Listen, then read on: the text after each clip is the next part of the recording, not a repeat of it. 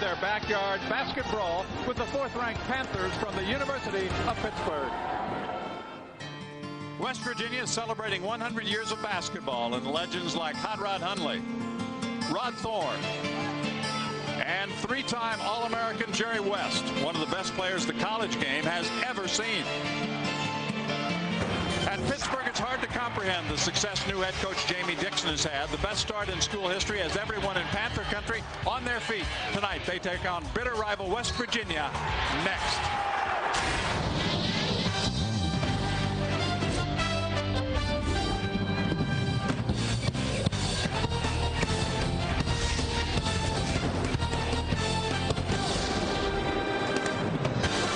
Run in the regular season continues in the Big East. The Panthers more wins than any team in the country at 23 coming into today.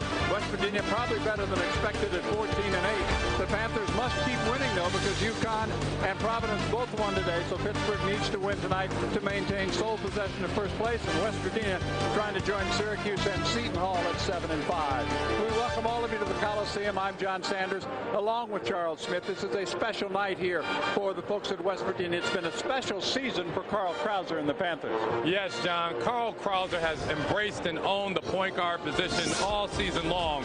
With his ability to score, shoot, and pass, he's such an exciting player. And for the Pittsburgh Panther team to get a lot better, he needs to recognize and control the tempo of the game, and they'll be that much better than their current number 5 ranking. Well, he has done a great job picking up for Brandon Knight as the leader of this Pitt offense, and he has sparked them to 23 victories already this season. Meantime, West Virginia, they went through some personnel changes earlier this year. Kevin Pittsnoggle hit a bit of a slide, but he has come on strong of late. Yes, over the last 4 games, Kevin Pittsnoggle has averaged about 18 points per contest, and he's leading the team in points per game in Big East play. The reason for that is his ability to play more minutes at the height of 6'10", playing alongside 6'11" center Dior Fisher. That's something they didn't do earlier in the year, but you see his numbers in the last 4. And interestingly enough, he had not shot a free throw in a Big East game until the last 4. He has been outstanding. This game has been sold out for weeks. Pittsburgh, West Virginia, stay with us. We've got the opening tip coming up from Morgantown. And it is filled up as we get set for this basketball game tonight. And the Oakland Zoo is represented up there. They'll be in gold as well. This is gold out night. The Mountaineer Maniacs are ready to go. There are the starters. It's Troutman, Brown, Taft, Page, and Krauser for Pittsburgh. Same group as normal. For West Virginia, this has also become the norm of late with Sally, Pittsnoggle, Dior Fisher, the shot blocker in the middle, Hairbear, and the Collins. Mountaineers 14-8. Pittsburgh won both of the games between these two teams last year.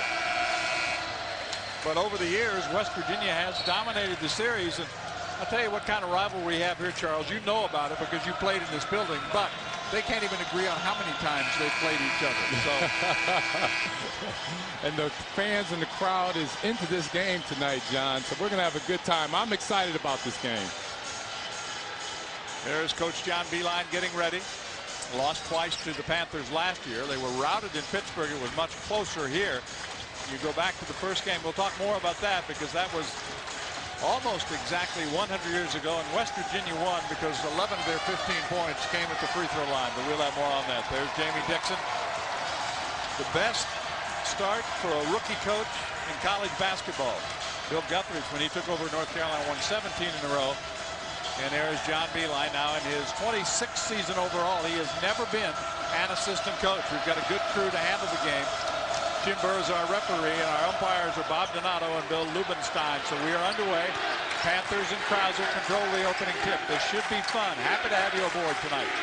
Yeah, what we should be looking at tonight, John, is their Pittsburgh's ability to make sure that they are patient with their offense and pick West Virginia apart. And at the same time, West Virginia is going to throw many defenses at them to try to keep Pittsburgh off balance. Here's Troutman outside. Shot clock at 10. First possession of the night. Brown to Page. Steps around the 3 in the lane. Puts it up, bending off. Rebound put back by Taft, the freshman. What a year he's having. He's having such a superb year. You know, him coming in as a freshman, he played on a lot of raw ability early on, but being with Coach Dixon and the staff, they taught him. He's matured so much late in the season, and he's just going to be a force at the tournament time. He has come off strong, not even starting early in the year, but the job that he has done underneath, he is a good shot blocker. He stole that one away from Joe Hairbear and put it right back in. So Pittsburgh strikes first. J.D. Collins runs the offense for the Mountaineers. They're very patient as well. This could be a low-scoring game. Fisher, turnaround over Taft, too strong. Rebound by Troutman. Krauser with it. Dump down inside. Troutman in traffic. Brown. Now Taft spins, shoots, scores. I tell you, Chris Taft has come on so strong for this ball club. You talk to Jamie and the staff about him. He just has so much ability. He's just going to be a great player. Well, I think he's one of the reasons some people at least think this team is better than the team they had last year, despite Brandon Knight. But Krauser has been everything that Brandon was. A reach-over foul on Taft. Picks up his first personal foul. That and the addition of the young man Taft inside maybe makes them better than they were a year ago. Yeah, you can, as they say, guards come dime a dozen, but big guys that can play really have an impact on the ball club. Out of Xaverian High School in Brooklyn. Hairbear into the lane, lays it up, and rolls it home. So Joe Hairbear, who's playing about 32 minutes a game, puts it in. He had to step up his playing time after Drew Schifino was kicked off the team. Brown had it, lost it, got it back. Page with it. Here's Taft, looks for help. Krauser passes on the three. Page is the best three-point shooter the Panthers have. Here you see where West Virginia has mixed up the defense already. Great look that time, and Taft has all 6 of the Panther points. Terrific pass. That defensive series, they went a half-court 1-3-1, and the only way to score in that, John, is to go over the top and the back. And they did that to get a layup with Chris Taft. Now Krauser made the right decision. This is Fisher outside. Now Hairbear looks inside, and they find Fisher. He'll go to the line. That's the second foul on Taft. One thing that Pittsburgh has got to be concerned about when it comes to their big guys and their play, they like to go one-on-one. And here, a play right here where Taft gets caught behind Dior Fisher and he gets called for the foul. They don't double team a lot. They don't trap a lot. They play head-up, post man-to-man play. So Dixon immediately has to take him out of the lineup and bring in Torrey Morris, who was the starter early in the season. Old-fashioned three-point play for Dior Fisher. He gets his name in the scorebook. It's a one-point lead for Pittsburgh. One of the keys to playing Pittsburgh, and John Beilein talked about it yesterday during practice, is Troutman gets inside, finds Page, passes on the three, short jumper up the glass, and nicely done. One of the things he talked about this defense for Pittsburgh, he said it's not so much their scheme. He said each of these guys is great individual defensive players. Yes, they move their feet. They got great long arms, good quickness. As you see there, Troutman did not come out to block the shot. He came to close out and to prevent him from scoring or driving, and they got called for a turnover. There's Taft. 6 early points, but 2 early fouls. But there is other big men available. Aaron Gray, for example, the 7-footer, the second one in the history of the University of Pittsburgh, has been playing more minutes. Brown looks for help. Page gets it back to Brown. Baseline jumper. Krauser comes up short. Rebound by Hairbear. He'll push it ahead. Kicks it off to J.D. Collins, who scores. For a game, and now we see West Virginia coming back with the half-court 1-3-1, and I think Coach Beilein's going to continue to work each defense individually that works for them. They're going to stick with it until they have to do something else. Well, he was concerned about the great inside passing that the Panthers have and said, we're going to try a lot of different things. There's a block. Hairbear, they've got numbers 3 on 2. I like to call Dior Fisher the Sultan of SWAT. Boy, he is. He always comes from the weak side, and he's very good at blocking shots. Well, he has more blocks in Big East play than anybody else. Puts up that jumper and nails it. So the Mountaineers, behind the play of Fisher, have their first lead. It's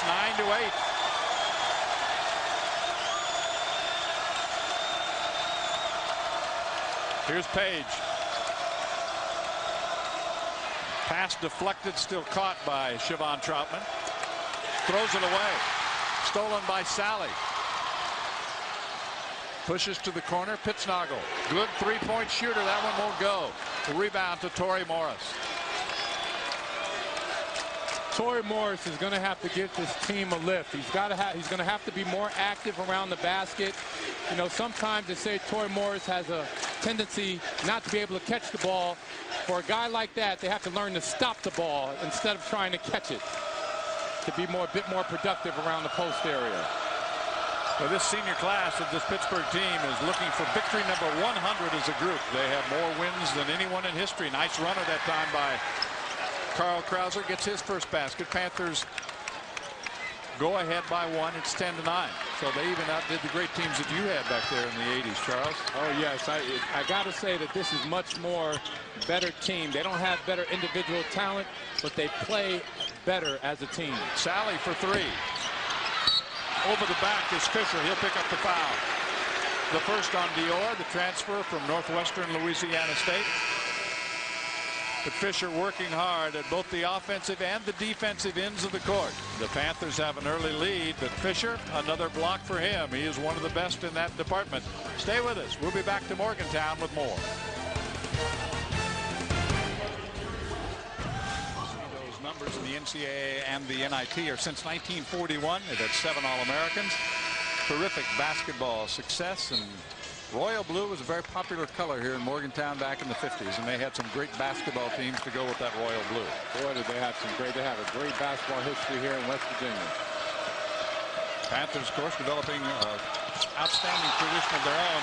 Good move that time by Hairbear to take the pass away from Page and cause him to travel and turn it over.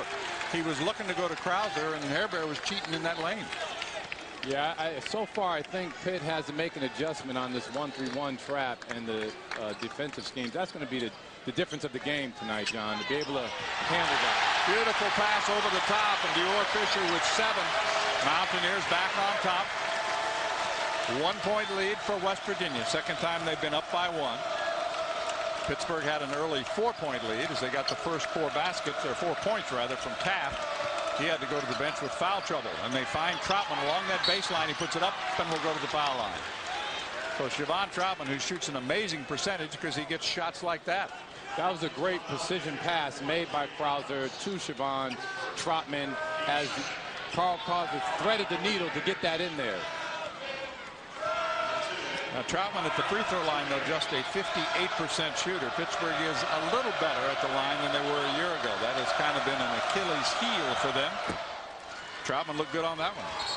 Gets his name in the scorebook, his first point tonight, and off the bench, a guy that's been terrific for the University of Pittsburgh, Mark McCarroll, a redshirt junior from Queens, had a 26-point effort earlier this year against Georgia. Nothing wrong with that stroke. 2 at the line. Panthers go back on top by 1, 12-11. J.D. Collins controls the offense, working with Joe Hairbear in the backcourt. This is Sally, who's played much better of late. Pittsnoggle, the dump down to Fisher, working on offense. That was blocked partially that time by Siobhan Troutman. Siobhan Troutman, he may be listed at about 6'7". I'll tell you, he's 6'8", but his arm length makes him a legitimate 6'11" player. There you see the explosiveness of Krauser. Gets his second field goal, and Pittsburgh's lead is 3. 14-11 from the Coliseum in Morgantown, and it's sold out. Down the lane comes Pittsnoggle. Too hard with the shot. Krauser the rebound. The best crowd they ever had here was about 16,000 for a Pittsburgh game. But the fire marshal will not allow that to happen again. Out of bounds, last touch by Krauser. So the Panthers, with that 3-point lead, will go back and play defense. The ball was deflected inside and bounced right off his noggin and out of bounds. Pittsburgh wearing white, which is what they normally wear at home, but because of the throwback uniforms. And lane for Tyrone Sally. Nobody home there. He lays it in. I tell you, Tyrone Sally jumped out of his shoes on that play. And now they're playing on the other end here with the 4-on-5. They don't know, but Sally's back the other end, and he's got a layup. That pass deflected. Patrick Beeline for 3 off the bench. Patrick, a terrific 3-point shooter, one of the best. He's second in the Big East Conference in three-point shooting percentage in conference games. That is his 48th three-pointer, and West Virginia leads by 2.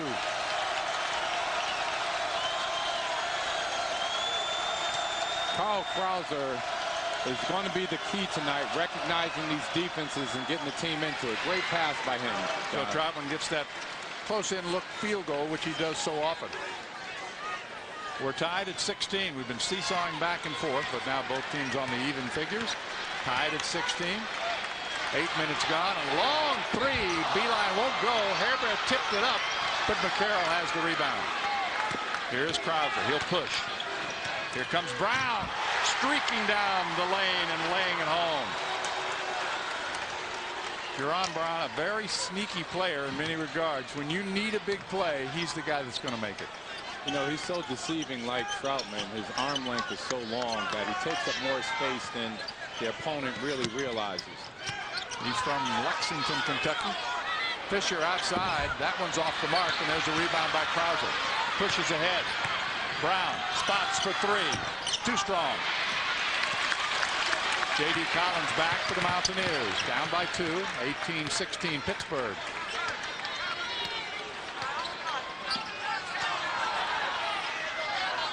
Sally goes baseline and all the way to the basket. Well, he has taken advantage of a couple of defensive lapses, rare for Pittsburgh, and got all the way to the hole. Not only is that rare, but also you usually have Taft or Torrey Morris below there, making sure that they're adjusting the shot or getting a block on the play. McCarroll a miss, scramble for the loose ball, held ball. Troutman was trying to get time out, but I don't think Jim Burr thought he had possession, so the possession arrow. West Virginia will have it when we come back with 10:35 to play in the half. Look at the room for Sally. Knocks it in, and the Mountaineers hanging tough. We're tied at 18 here in Morgantown. Top performance of the week, and we salute the St. John's Red Storm for their terrific effort in winning their first conference game against Georgetown, 65-58. Hill and Cuff leading the way, and those young men have persevered, Charles, through some tough times. Yeah, they've had a lot of challenges at St. John's through the season. Unlike the heralded seasons they've had in the past, they have a lot of problems. Hopefully they can get back on track next season. Absolutely. Checking into the lineup for Pittsburgh now is Yuri Demetrius is in there. And also for West Virginia, Tyler Ralph has checked into the lineup for the first time. Sally again to the baseline, leans in, and that's an offensive foul.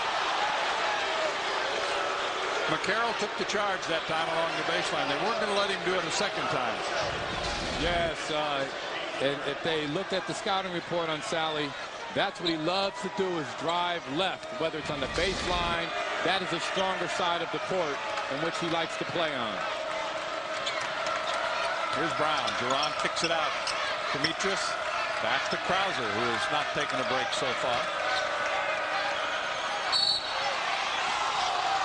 Foul is on Hairbear. That's his first. It's the third team foul, and right now the Mountaineers, I don't know if they can maintain the pressure they've had so far, but their defense has been terrific. I think their defense has been just excellent. Their Coach Bayline is finding things that work, as he said at the top of the game here, and he's just executing. The players are executing very well. McCarroll tries to go inside, dumps it down. Loose ball. Brown picks it up, misses the shot. This is Hairbear with it. Beeline will set it up to Ralph. Ralph, a terrific high school player in Victor, New York. He was the New York State Player of the Year. Goes to the baseline. All the way in. Looks for help. Kicks it in the corner. Good reaction that time by Demetrius to cut off the three-point attempt to Beeline. Shot clock's inside 10. Sally. Ralph for 3. Off the front of the iron. Troutman has it knocked out of bounds by Pittsnagel. The crowd didn't like that, but they can easily call the foul, so they should be lucky that they lost possession, but they saved a foul. Yes, yes. 9 minutes to go first half. Troutman draws the double team. Gets it back to Krauser. And I think you're right. This defense is bothering Pittsburgh a bit here in the opening 11 minutes. Pittsburgh's going with a much smaller lineup. That's a three for Demetrius. And it has affected them because in a 1-3-1, you want to try to get it down low or over the top for quick buckets. And they just don't have the players in right now, and Taft and Moore, so they're going to rely heavily on Troutman. Hairbear, covered by Brown, has it knocked out of bounds by Troutman. That three-point basket by Demetrius was just his third of the year. He had been 2 for 13 coming into tonight, and he hits a big one there to open up a three-point lead as Page and Taft return for Pittsburgh. Yeah, Uri's been a great shooter in his high school career, and he hasn't shot much in college. And whoa, he banked it in. Joe Hairbear, I'm sure he called it. 21-21. A deep bank shot at that, John.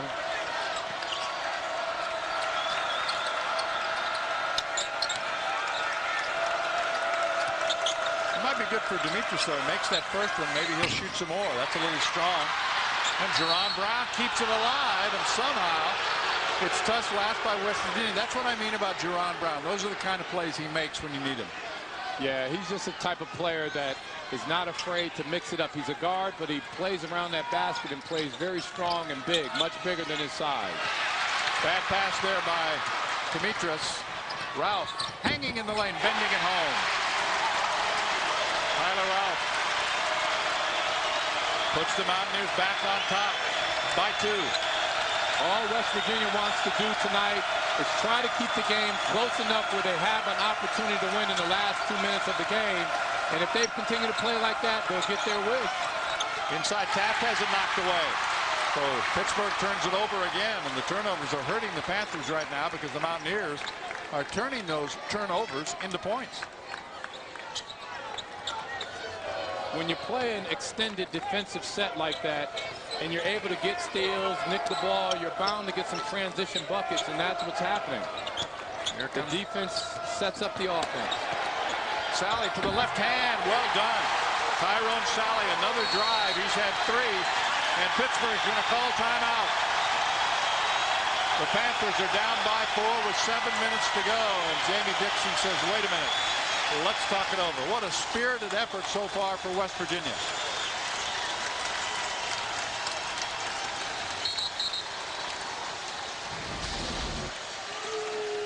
It's been this kind of defense that the Mountaineers have been able to turn into points. Tyrone Sally's just been playing tremendous. He's being aggressive. He's driving to the basket there with a nice left-hand lay over Chris Taft. But one thing about this Pittsburgh team, they're not afraid to play from behind. They've done it all year long. They're very confident. They're a veteran team. You know, the statistics on the team shows that they have committed less fouls than most teams in the country. And the reason being is that they have not played from behind that much where they had to commit fouls. Brown, good pass. McCarroll fouled on his way up. He was going to jam, and I believe Tyler Ralph got a piece of him. That'll be the first on Ralph.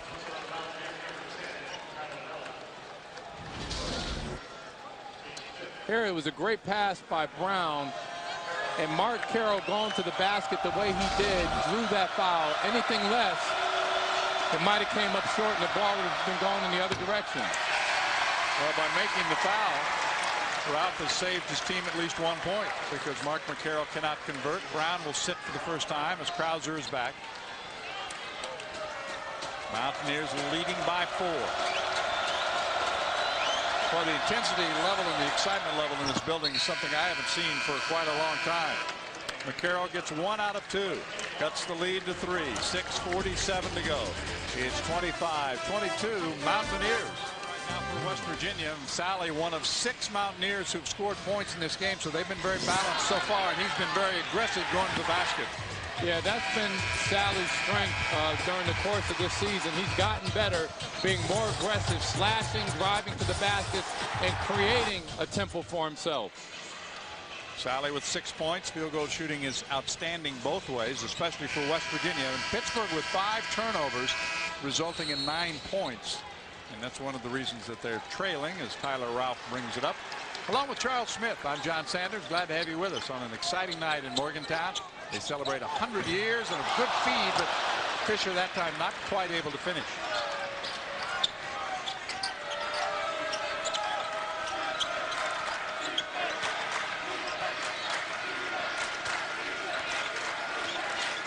Now West Virginia has twisted it up a little bit. Looks like they're going to go man-to-man for a little while.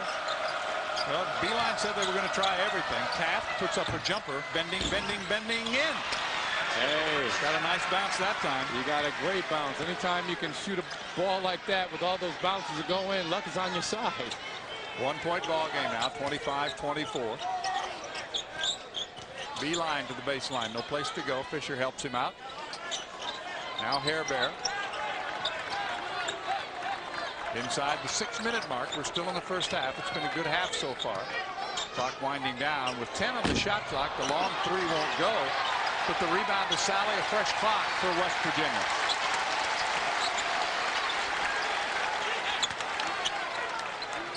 Well, the Mountaineers, like the Panthers, will be patient. They'll run their sets and keep running them all night long. Fisher from outside rattles out. Krauser the rebound.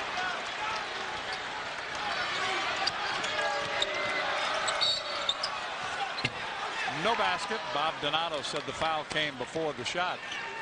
And Krauser can turn it up when he wants to. It's foul number 2 on Tyler Ralph. Krauser plays the point guard position so well from the standpoint of knowing where his opponent is when he gets ready to penetrate. And on that play, he read him well and just darted right by him and caught him on his heels. Panthers will inbound, looking to retake the lead. Troutman will do just that. What a simple play that was. And you know, that was not a play that was born. That was strictly Troutman saying to Krauser, I got position, just throw it right here. And it was a great one-on-one play with the two of them. He just locked up the defender, and all he had to do was go up and lay it off the glass. Sally working on Brown. Beeline. Collins thought about a 3. Instead, they reset. Again, the shot clock winding down. Both these teams will take time off the shot clock. It's at 10. And Collins buries a 3. The sophomore from Houston, just his 15th three-pointer of the season. Mountaineers by 2.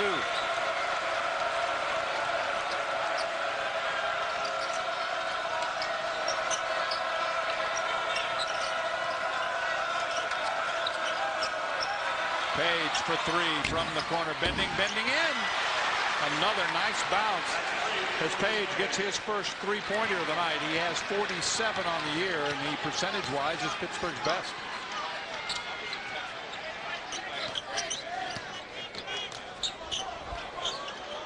(29-28), Pittsburgh by 1. Fisher has it stolen away by Krauser. Panthers have numbers. Krauser stops, pops. Fisher the rebound.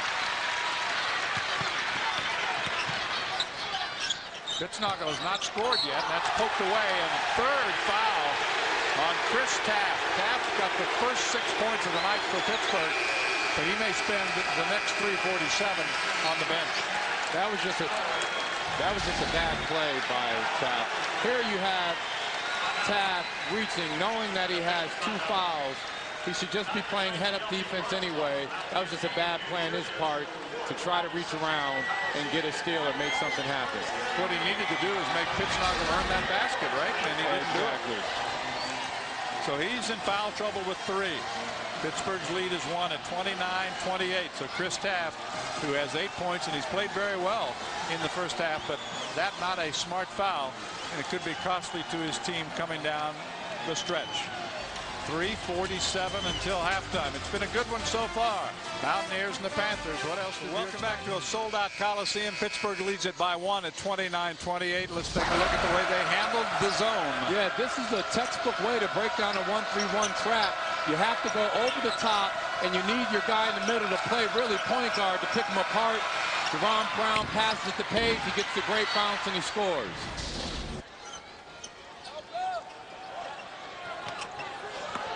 That pass goes out of bounds. So an errant pass by Hairbear, some pressure on the inbounds play from Pittsburgh produces a turnover. And if you've just joined us and you're wondering about the royal blue uniforms, they are throwback uniforms to the 1950s.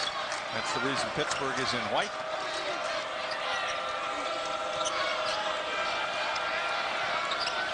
They continue with those long passes. Krauser gets it over to Page, steps around the three, kicks it back to Krauser. This is a three, and it's good. Pittsburgh is so patient on their offense. They just pick defenses apart, and that's why they're called such a great ball club. They play so well together, John. Yes, they're I think without question, they don't have the best individual players in the league, but team-wise, they play better than anybody in this conference. That's why they're in first place. Collins, too strong. Rebound, Krauser, another for him. 3 minutes to go. Pitt with its second 4-point lead at the first half. Brown tried to go to Morris. It's out of bounds on the turnover by Panthers. And here it is again. You get a guy in the middle to run sort of the point on the offense. They're always looking for the open man. They're not forcing any shots. And if you pass it enough, somebody's going to be wide open like Carl Krauser. Well, the one thing, too, that they have, Charles, is they have Jerron Brown, who can play just about any place on the court. You can put him in 1, 2, 3, 4, or 5, and he'll play for you. He probably could play center. He probably could. At least he thinks so. Well, I'm sure. Just give me a chance, Coach. Inside Fisher. Pittsnagel. Hairbear's three. Kept alive nicely that time by Fisher. Hairbear saves it. Mountaineers will get a fresh clock. Down by 4. 2:20 to go in the half. Right now, each team with 3 3-pointers, but Pittsburgh is 3 of 5, and West Virginia is 3 of 8.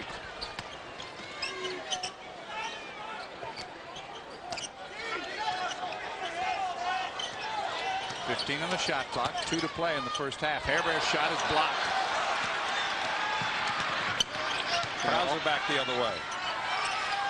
Page, long-range three. It's good. He gets his second three-pointer. There's Julius Page on both ends of the floor. He gets a great block on one end and comes down and nails the three on the other. Just like that, it's a 7-point lead with 1:46 to go, and John Beilein doesn't want this to get out of control, so he calls the timeout. There was a block by Julius, one of the best defensive players in the conference, and at the other end, the three-pointer. Nice long three ball for Julius Page. This is where we talk about, John, how they have such great individual one-on-one defensive talent, and they turn that over and to create offense for themselves. You know, if they continue to do that, you know, we're going to look and expect a lot of the Pittsburgh team come tournament time. Well, they're a team that collectively doesn't really score that much, but they individually, everybody contributes. You get a night when everybody, 3 or 4 guys will be in double figures. They've got 5 guys, almost 5 guys, who average in double figures. They're just so sound, and they just pick defenses apart, and it's great. You know, if there's high school coaches out there that want to see great team play, they should all focus in on the University of Pittsburgh. A reminder, stay with us at halftime. We're going to look ahead to the Big East Championship by looking back at some of the exciting moments in that great event coming up in Madison Square Garden starting March 10th. Pittsnagel off target with his three. Kept alive again by Fisher. Good job by Dior. Didn't try to go up and grab the rebound, just knocked it back, kept it in play. He's done that on the last 2 possessions now, but the Mountaineers have not scored as a result.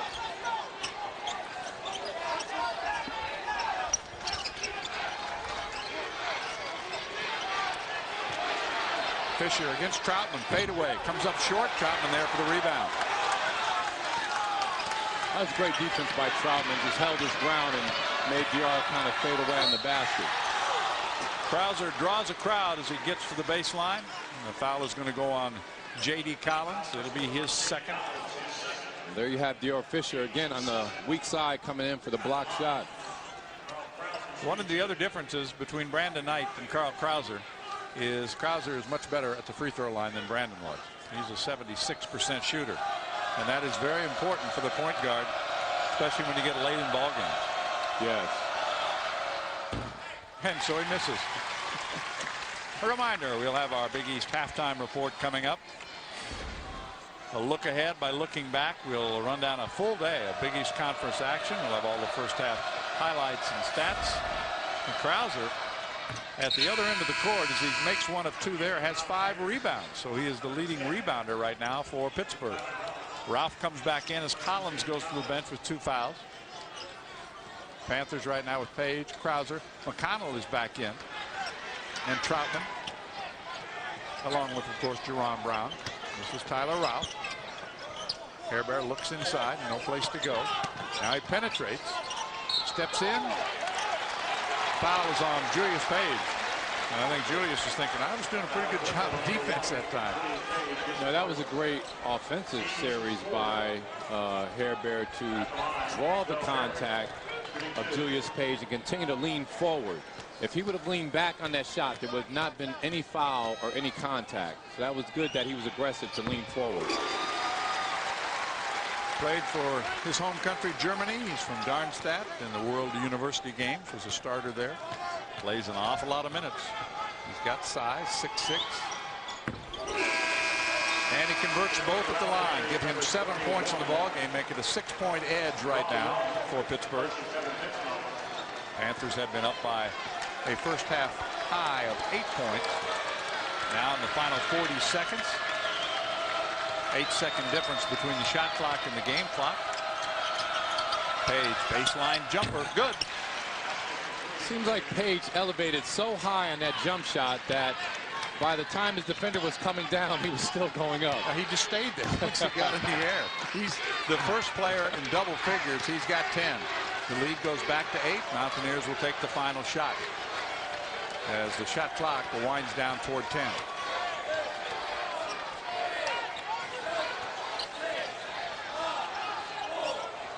Fisher for 3.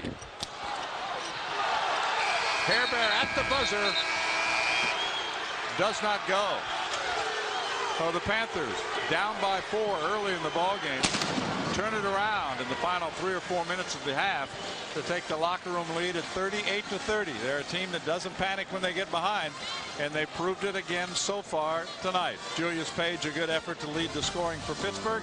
Panthers on top, looking for win number 24. Big East halftime report is next. We're getting set to start the second half, and of course the Panthers want to keep Chris Taft out of foul trouble. This is really, regardless of the score, Charles, has turned into one big party for the folks here in Morgantown, hasn't it? It's a heck of a party here, John. I mean, you got him off just tearing his shirt off. Unbelievable. Well, we talked about a couple of guys at the beginning, one of them being Carl Krauser. 8 points. He also had a big rebounding first half. He made 3 of 6. Pittsnagel did not score, and you're there again. I think you have to credit the Panther defense for shutting him down. You have to give credit to the Panther defense for shutting Pittsnagel down, but also, like Sally has pushed to make the game come to him by driving and being active. Pittsnagel is still staying on the perimeter. He's settling for jump shots. He's got to drive to the paint and make something happen for himself at times like this. Well, we told you he did not shoot any free throws at all in the first 10 games of the Big East regular season, and then he went to the line 15 times in the last 4 games. But you're right, he's not trying to create much offense for himself. Yeah, and in situations like this, you can't wait for the game to come to you when this is the type of set that's being played. As a player, you have to be assertive. You have to make something happen. Now the Mountaineers will go with their original starting 5. Sally, Pittsnagel, Fisher, Hairbear, and J.D. Collins. I'm sure the Panthers will also come out with their original set unless he decides not to start Chris Taft. And that is going to be the case because Mark McCarroll is going to start the second half for the Pittsburgh Panthers. So there is a little bit of a change. That is the only change. They go with McCarroll instead of Taft, who is in foul trouble. Right, and McCarroll is an active guy himself, so the bottom line is that, he's got to come in and be as active as he was in the first half, make something happen, and just go strong to the basket and draw fouls. Well, let's take a look at the RPI rankings for the Big East teams because they become more important as this season goes along. You can see that Connecticut, Providence, Pittsburgh, Seton Hall, Boston College, those teams have the best RPIs as of right now. And the second tier of those teams, and it's a question as to how many Big East teams are going to get in. Syracuse's RPI has been sagging a bit of late as they've run into some problems.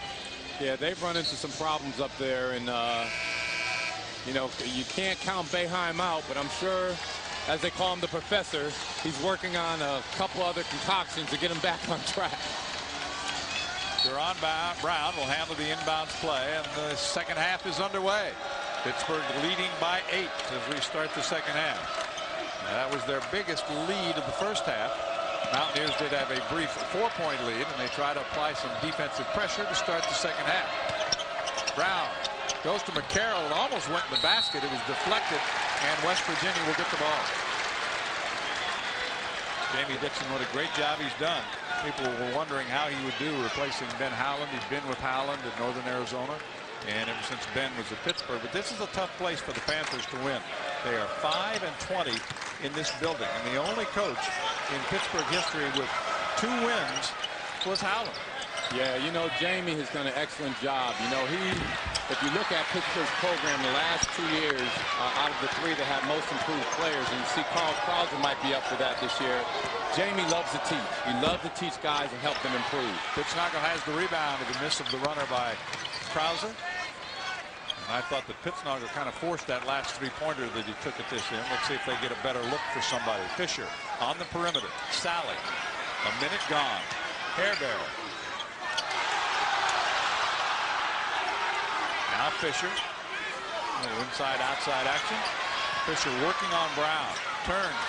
Goes up. Comes down. And it's a held ball. So the Mountaineers will get it back after the held ball. 18:47 to play in the game. Neither team has scored so far in the second half. And there you see again Jerron Brown in there playing like a big guy, trying to make things happen.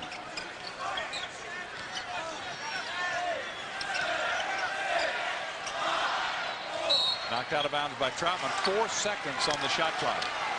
I love the way the Pittsburgh defense gets body to body when somebody brings that ball over their head to create pressure, to trace the ball, make it a difficult pass. Hairbear's going to have to shoot a long 3, and it goes out of bounds. So it'll be a shot clock violation, and Pittsburgh will get it back. That's something they work on. They work on it in practice. They make sure that they can feel you, that they touch you every time you get the ball. Yes. You know, Georgetown is good for doing that. Pittsburgh and other teams, you want to create that pressure to make the offensive guy do things that he's not used to doing. Double team on Troutman, steps through. Finds Page. Penetrates. Troutman missed the shot and a foul on Joe Hairbear. Number 2 on Joe. The foul's really not a factor in the first half for either team. The only problem was Taft, who did not start the second half because of the 3 first-half fouls. You know, Troutman is so patient around the basket. He has such long arms at 6'7", but he's patient. He has the ability, great footwork, great hands, and he has the ability to play a lot bigger and score around that basket a lot of times. That one rattles out. He had made his previous 2 attempts. Here's the defensive numbers that just keep getting better and better for Pittsburgh. They have, you know, they've won because of their defense primarily. Yeah, the bottom line with teams that play good defense, you find that there's a simple rule: make the opponent take tough shots. Don't give them any freebies. Put a hand up, and they'll miss the majority of shots they make. It's simple, but not a lot of teams do that. 9-point lead now.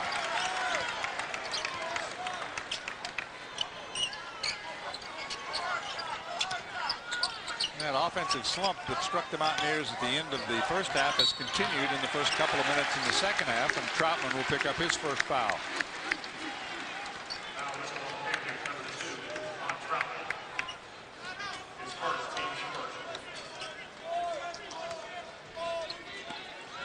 (39-30). Sally with it.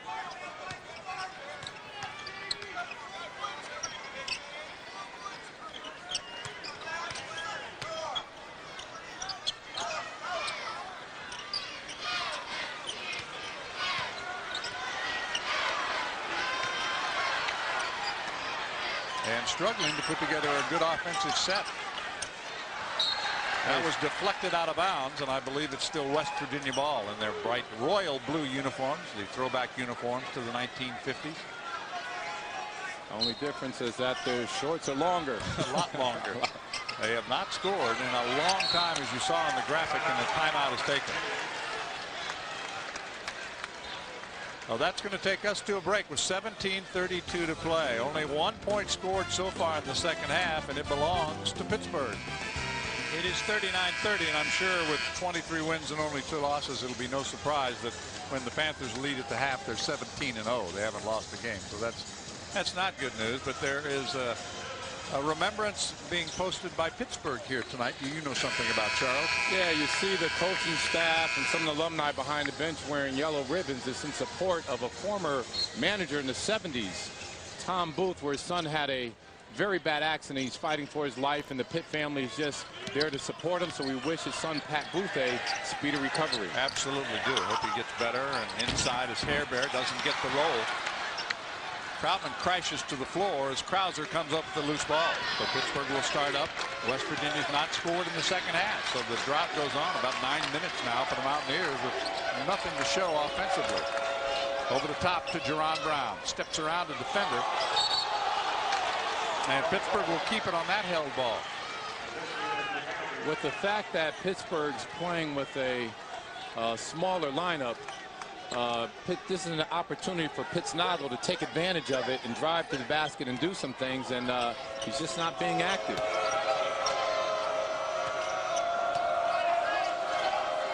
Brown for 3 from the corner, and he buries it.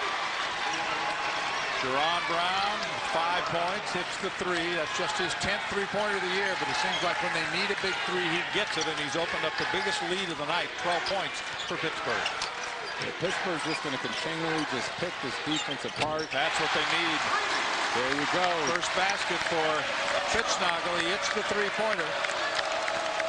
Going to need to do a bit more of that to bring them back into this game. And hopefully that'll get him on track. Here's Krauser for 3. Nice rebound by Sally. Beeline on the court for the Mountaineers. Sets up Collins.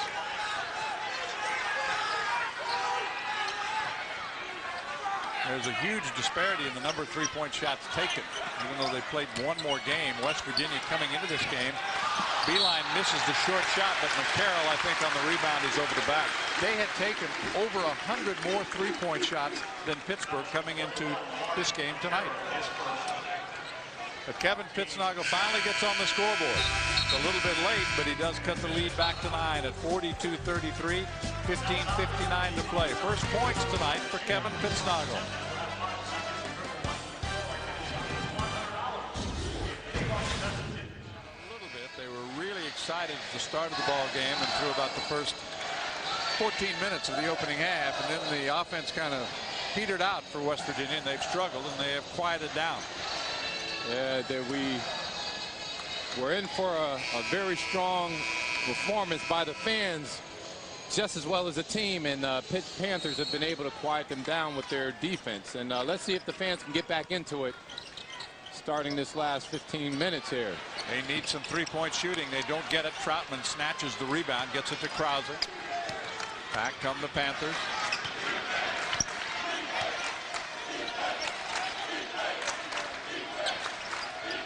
Again tonight, a solid team effort. The only player in double figures is Julius Page, but others are close. They spread it around. 4.5 minutes gone. McCarroll outside comes up short, and the rebound to J.D. Collins. Panthers get back quickly. Numbers not there, but Collins tries to penetrate anyway.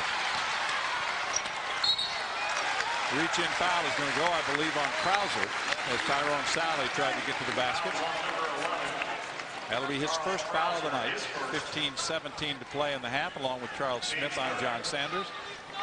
And since they're such an unselfish team, Charles, I think for now, your Pittsburgh scoring record, the career record, is going to stand for a while.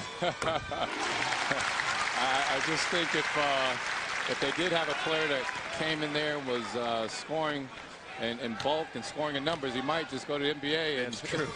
Still wouldn't stay long enough to get that record. Sally hits 2 at the line. Pittsnogle goes to the bench for West Virginia. And, of course, we're reliving a lot of West Virginia history. But here's a guy who used to play in some shorter shorts. I think the girls used to like those shorts.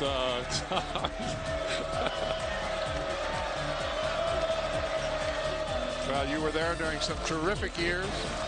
You, Jerome Lane, what a great, great team you had. Yeah, we, you know, they compare our teams to this team, but we had better individual talent, but this is a much better team. Troutman works the baseline and will draw the foul.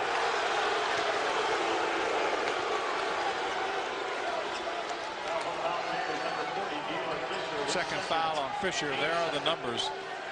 School records. I'm not sure that the blocks is going to hold up. Are you?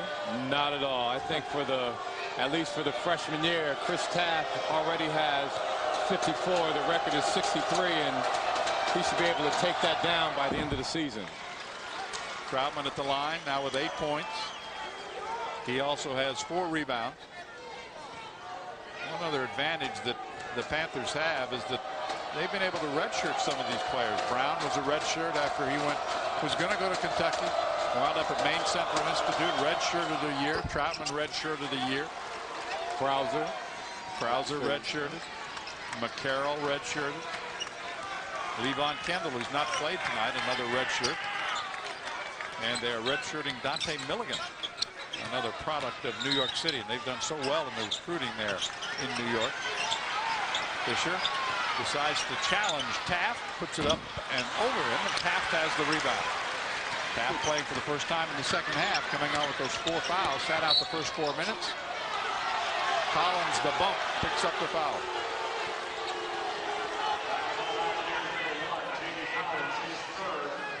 Carl Krauser does take advantage of his offensive ability by getting that step every time he sees his defender on his heels to take advantage of it. He does a very good job at that. He kicks it into that high gear in a hurry, doesn't he? There's Jerron Brown, looks inside. Troutman, short jumper, good. Troutman picking it up. He's now got 11.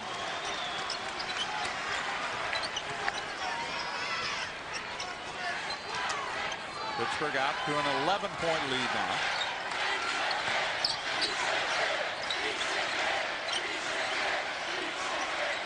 Here's Fisher. Had it knocked away briefly. They scramble for the ball. Held ball. Mountaineers will keep it. The possession arrow in their favor right now.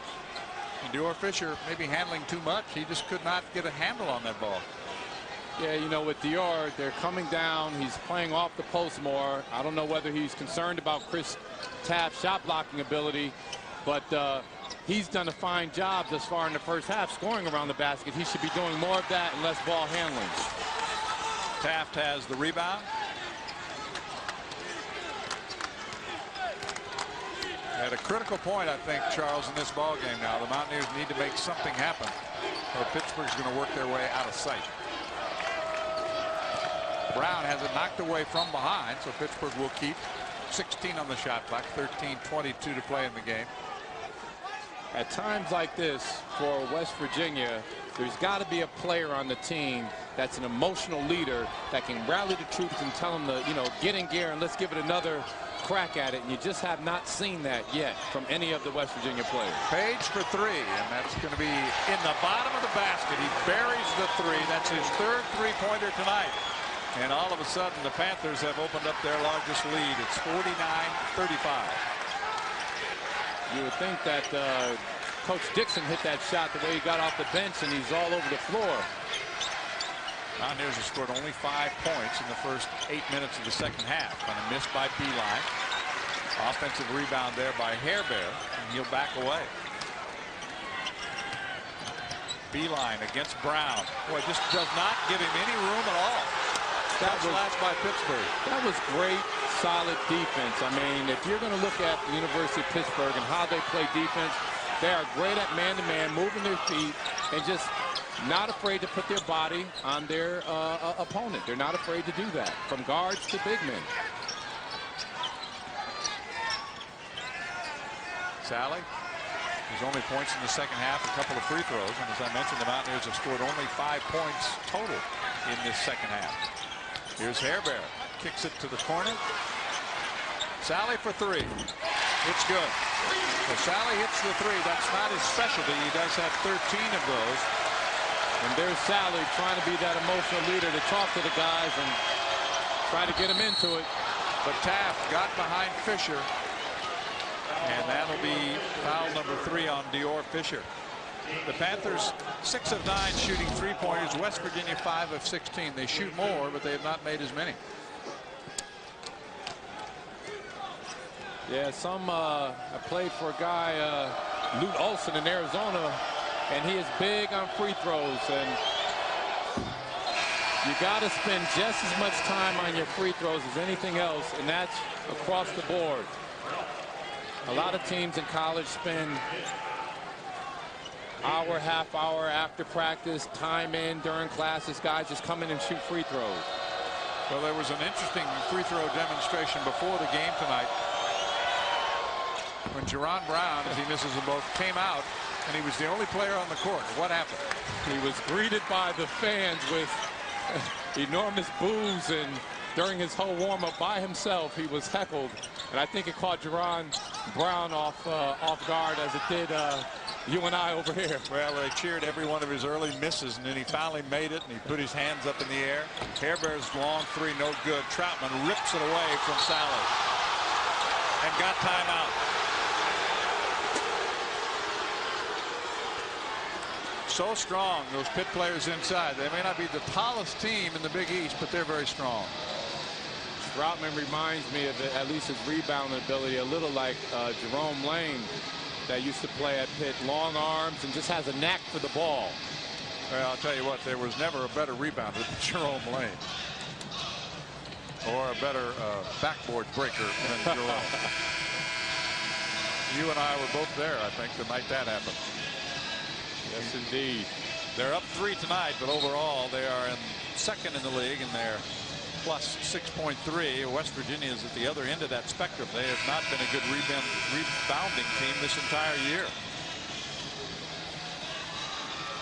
It's good to see Pittsnoggle and Sally and Hair Bear. They're all communicating with one another to try to get a quick run here.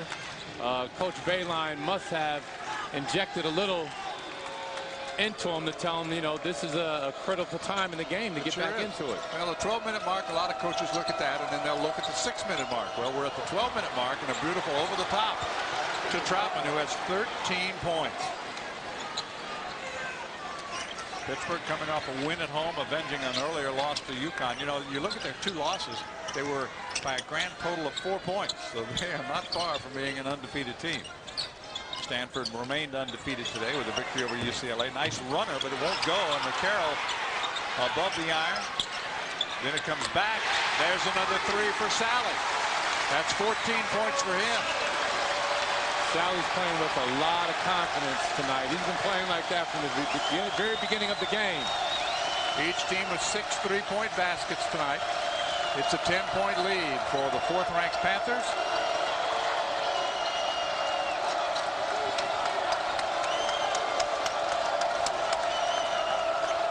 Pittsburgh in no hurry. Long bounce pass to the corner, and he bounced it out of bounds. Well, almost an impossible angle. He tried to bounce that ball all the way across to the far corner. It's a 10-point difference for Pittsburgh. Sally doing his best to keep the Mountaineers alive here at home with his second 3-pointer. Take a look at Shooting the Rock, brought to you by Rock Greenlight, a low-carb premium light lager with only 2.4 grams of carbs. And a turnaround shooting-wise, Pitt's been solid throughout. West Virginia started fast, but if you look at the numbers, they have really faded, Charles. Yeah, and this is a tale of the tape for the University of Pittsburgh. Again, they're so consistent with their defense. They're consistent with their offense, picking teams apart. And, you know, West Virginia is just tapering off mainly because of Pitt's defense. We are here at the Coliseum in Morgantown as they celebrate 100 years of college basketball. Great to have you aboard tonight. It was a good start. First 12 minutes, Mountaineers played very well. There's Pittsnoggle in the lane, missing the shot, and right there to snatch the rebound is Taft, along with Charles Smith. I'm John Sanders. Glad to have you aboard. Over the top, McCarroll, and a foul on the play. That, I believe, is going to go on Tyrone Sally. No, it's not. It's going to go on.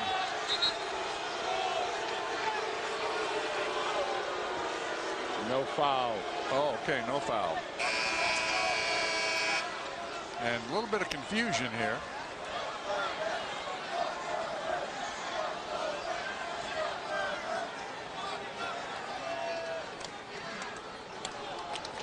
And quickly Jim Burr goes over to talk to John Beeline, because one of the assistants was all the way down in front of the scorer's table on that last play. That was Matt Brown, who went down there. Here is no foul, and it is going to wind up being Pittsburgh basketball under their own basket. Demetrius will sit down as Page comes on, and Julius has been solid. He's got 13 points tonight, matching the total of Siobhan Troutman. Here comes McCarroll down the lane. Count the basket. And that foul is, here's a play set, very patient on the out of bounds play. Carroll cuts to the basket. They know he's going to cut. The play is open. They deliver, and he just extends and makes the layup. And he misses the free throw. Pittsnogle has the rebound. Patrick Beeline set to return to the West Virginia lineup. Kylo Ralph handles. We're inside the 10-minute mark, over midway through this second half. That's a three, and it rattles home. Kylo Ralph with his 25th three-pointer of the season. And that cuts the lead back now to 9. 53-44. Pittsburgh leading by 8, 9 most of the second half. Had it as high as 14, but West Virginia refuses to fold. Half, no place to go. Jerron Brown, baseline move. Taft, a couple of cracks at it, finally gets it home. It took him 3 times, but Taft gets his first points of the second half, and his first point since early in this ballgame. Now, on that bucket by Taft, he did what he's supposed to do. He gets the rebound, keeps the ball above his head, and just jumps back up. And not a lot of big men are going to be able to block that when you have a play like that that's being executed. Room for Fisher, and he lays it off the glass and in. Dior Fisher's first basket in the second half. Still a 9-point difference, and the Panthers have won 13 games when they've had 3 players or more in double figures. West Virginia's gone from man to man to back to 1-3-1, and they're mixing it up again to try to get a run back into this game. Hairbear off the glass, a little too strong, but he gets it back.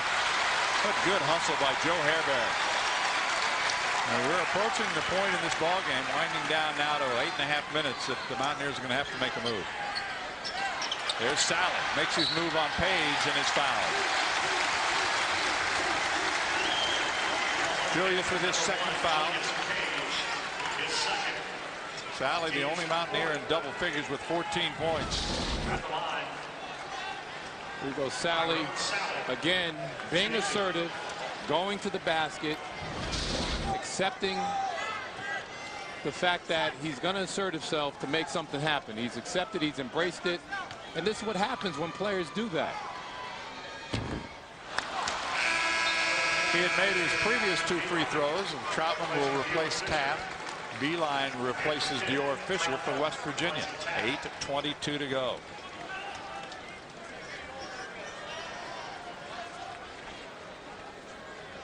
This evening, Sally has constantly tried to draw the contact to make something happen, and that's why he's been on the free throw line a little more than the rest of his teammates tonight.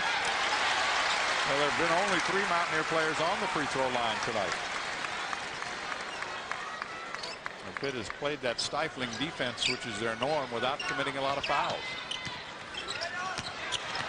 Beeline. Sally, Beeline for 3. That's on target and is. Patrick Beeline with his second three-pointer. The Mountaineers come back. Big bucket. They got that three-pointer, got the crowd back into it. So now we need to see whether Pitt can silence them again and keep the crowd out of the game. The lead is down to 6, as close as John Beeline and company have been in a while. But it is his son Patrick off the bench with 3. 6-point difference. Stay with us. We'll be back. 7:49 to play.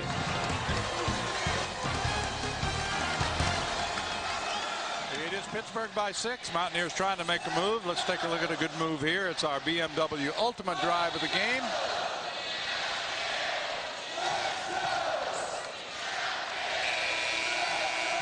Sally lost his shoe, but he got what he wanted. He got the basket.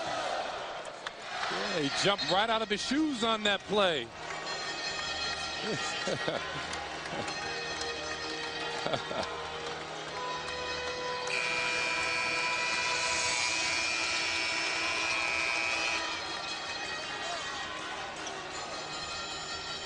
Now let's find out if the Mountaineers can get a stop defensively, Charles, and then get a good offensive set at the other end. Yeah, they're going to need to do that. They fought to get themselves back in the game now.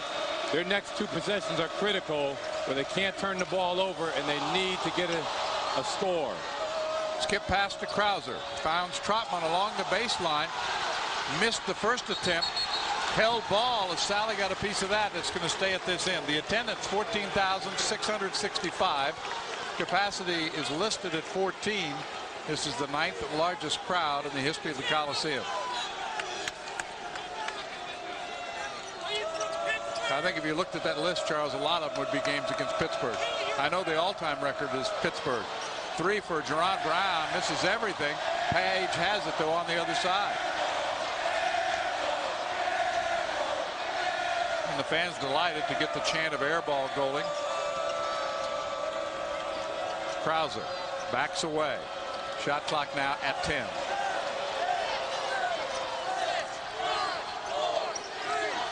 Page up and under. Beautiful move by Julius Page. 15 for him.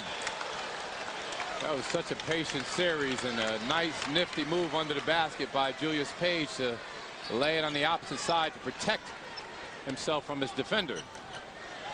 Beeline gets inside, got around Jerron Brown. It doesn't happen a lot, but Patrick did it. He has 8. The lead goes back to 6 again. That move is pretty similar to what Page did on the other end. Troutman gets it back to Krauser. Brown, no place to go. This is a 3-pointer. Rims out. Here comes Beeline. And all of a sudden, the fans who have been quiet, Charles, are back into this ball game. These fans are getting on their feet. They're excited that their team is back in. And, you know, Coach Beeline, that's all he wanted. He wanted to keep it close in the last 2 minutes to give themselves an opportunity to win, and that's all he can ask for. 6 minutes to go. 3 for Patrick Beeline, off target.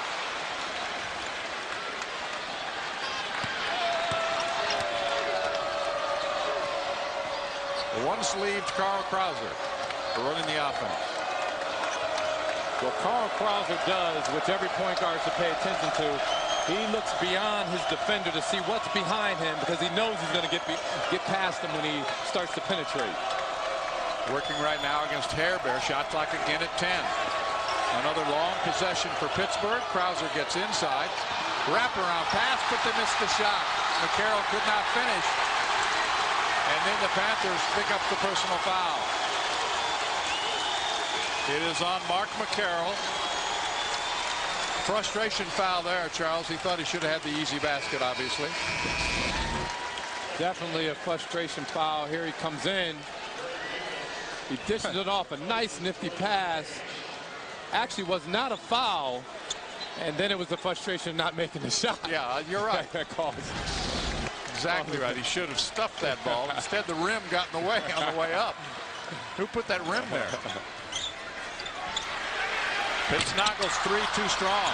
Boy, they're crashing for rebounds, and the Mountaineers, with Joe Hairbear, have control of the ball. 5 minutes remaining. The Mountaineers have a burst of energy here. Yes. They're playing like they played at the beginning of the game. Sally gets inside, but no place to go.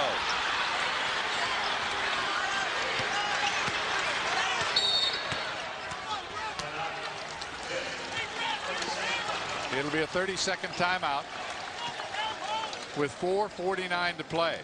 The Mountaineers have gotten to this point, Charles. They've gotten to within 6. They need to get the good set at the offensive end and keep chipping away. Watch this replay and see where Sally is as he tries to drive the baseline. Whoops. Hey, he turned it over anyway, even though they didn't call him for being out of bounds. But he was solidly across the baseline. Glad the Pitt staff didn't see that. They'd be on the floor by now. A little tough for them to see from that distance.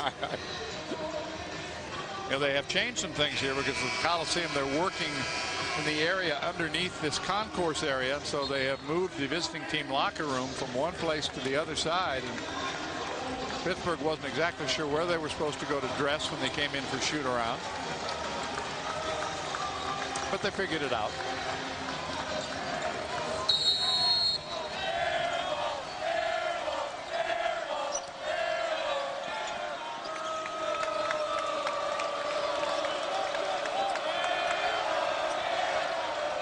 Yuri Demetrius has seen some minutes tonight. He had a big three-pointer in the first half. Reach around foul on Ralph, and that'll be number 3 on him. At times like this, Coach Beeline is letting his team know just to play solid defense. Don't reach, especially with the last 4 or 5 minutes of the game. You're putting Pittsburgh on the foul line. They can't have that. Demetrius sits as Page returns. Just a brief blow for Julius. Demetrius has played 9 minutes in this game tonight.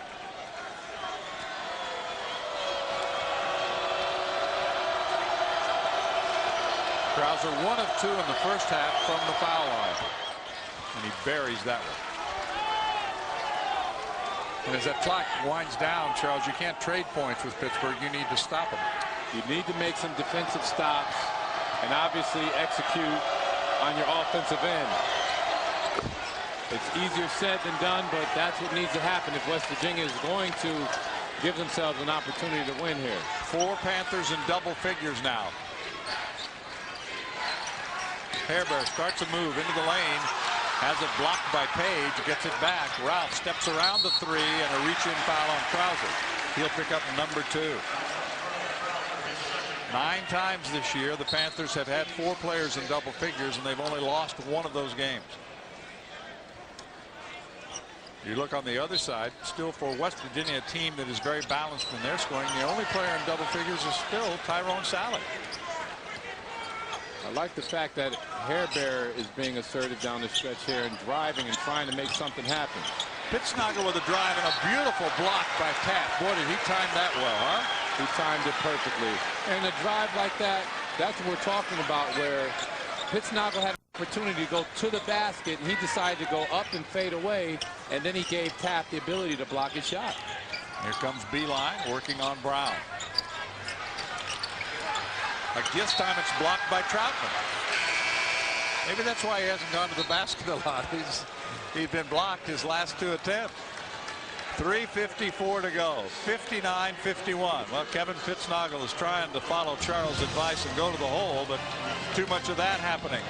It happened once and it happened again. Pittsburgh by 8. Good shooting for West Virginia has come from Sally and J.D. Collins. They're 7 of 11 combined. The rest of the team is shooting about 29%, so that's not working out too well. Part of the problem, they shot the ball well for the first 10 minutes. Count the basket. It goes. The foul is on Troutman, his second. Sally again, taking it to the basket, drawing the foul, leaning in, drawing the contact. Only good things can happen when you play like that for a player like John Sally, who has the ability to drive. Trying to cut the lead to 5, as close as they have been in the second half. They trail by 8 at halftime. He gets the roll, so they are down 5. That is close as they have been. 17.9 for Sally, and here come the fans again. 59-54. Sally out on Krauser. He's trying to do it all.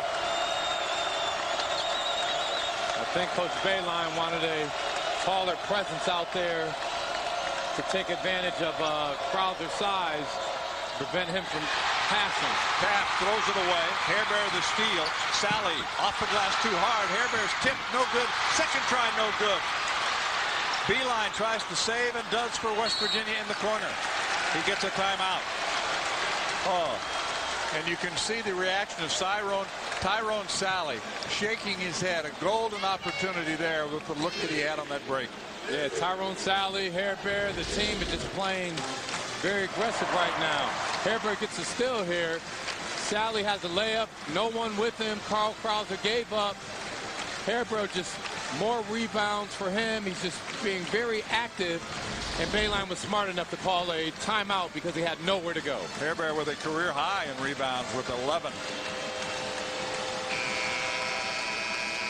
So the effort is still there, and there's still time. 3:15 to go. Pittsburgh trying to regroup. Mountaineers trying to make a run. Jamie Dixon trying to extend his team's record to 24-2. And go to 10-2 in the Big East, which would be the best record they've ever had in Big East play. With Coach Bayline telling his team, guys, we just want to give ourselves an opportunity to win the ball game. Hang in there, stay with them. I would think that their confidence as a team has to be rising because they're doing just what they wanted to do. Almost a steal that time by Brown, but he was out of bounds, so the Mountaineers get it back. 3:10 to go in the ball game. Dior Fisher, who's come on for Pittsnogle. This is Tyrone Sally. Tyler Ralph, shot clock at 15. Well, a long set. You need to get a good look if you can. Floats the jumper in. Beautiful shot that top by Ralph. And the Mountaineers are within 3. They are on their feet. Big shot by Tyler Ralph. It gets himself, his team, the fans, and the whole building back into the game. Almost 15,000. Krauser weaves down the lane, puts up the runner. For Carl. A big basket just when they needed it. You know, we've seen Carl Krauser do this time and time again down the stretch where he is not shy and does not shy away from taking those big shots. 156, Beeline's 3, bending, no good. Rebound, Carl Krauser. You know what? I just watch him out there. I know he's loving every minute of this. He's having a great time. This is what he thrives on. He's a tough competitor, tough kid, and his father Mario would be very proud of him. Panthers will work some clock. 10 on the shot clock. Here comes Krauser. Beeline trades off. Krauser goes to work. It's blocked by Fisher. Back comes Beeline. Minute 30 to go. 5-point game. Ralph again in the lane. Puts up another jumper. No good. Fisher has the offensive rebound. This is 3 from Beeline. No good. Hairbear kept it alive and was fouled on the play. The foul is on Jerron Brown. It's his first. The guy plays defense like he does the whole night, and that's his first foul. Comes with 1:17 left in the game. Amazing. Bodies collide and bodies fall. And Jerron Brown, like you said, he plays defense. He's tenacious. He's always around the mix somewhere. So Hairbear critical for here with that clock stop. 65% shooter at the line. Misses the front end, and Brown high for the rebound. I thought Joe Hairbear might have showed a little fatigue in that free throw shot that time. Yeah, he definitely rushed his free throw and didn't appear that he They've expended an awful lot of energy trying to battle back here in the second half. We're in the final minute. Still just a 2-possession game. And then the foul is on Beeline. It'll be a 1-and-1. You know, that's one of the things that you have to be concerned about when your team is running 1-2-1 traps, 1-3-1 traps, and a team like Pittsburgh is pushing the ball, making you play defense. You're going to extend a lot of energy throughout the course of the game. So my fatigue is probably setting in here with West Virginia. But West Virginia is the best in the conference in games decided by 5 points or less. Big free throws at the end of the game by Krauser. He has now made 4 straight. The sophomore from the Bronx with 13 points. Pittsburgh's lead now is 6. Could go to 7, which would make it a 3-possession game. So a big hole for West Virginia to climb out of. Doesn't get it. Still a 2-possession game. Final 50 seconds. They need a quick shot here if they're going to be in a position to pull it out. You can't run a long set. Hairbear gets inside. Thought he was fouled. Panthers get it. push it ahead to Jerron Brown. He'll take it down and lay it in. And that will probably do it. Jerron Brown cruising in, 30 seconds to go. The lead is 8. And again, Tyler Ralph with some penetration, and he has come out and done it for West Virginia lately. Troutman is fouled by Pittsnogle.